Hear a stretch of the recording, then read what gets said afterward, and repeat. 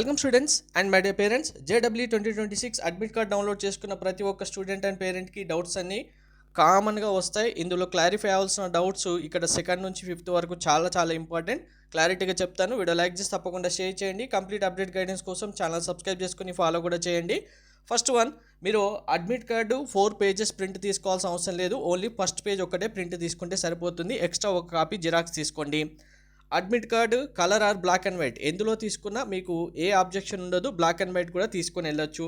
Non Aadhaar declaration 4th పేజీలో ఏదైతే ఉందో ఓన్లీ ఆధార్ కార్డ్ అప్లికేషన్లో సబ్మిట్ చేయని వాళ్ళకి మాత్రమే అవసరం ఉంటుంది. మిగిలిన ఎవరికి అవసరం లేదు. కాబట్టి 4th పేజీ అందరికీ అవసరం లేదు.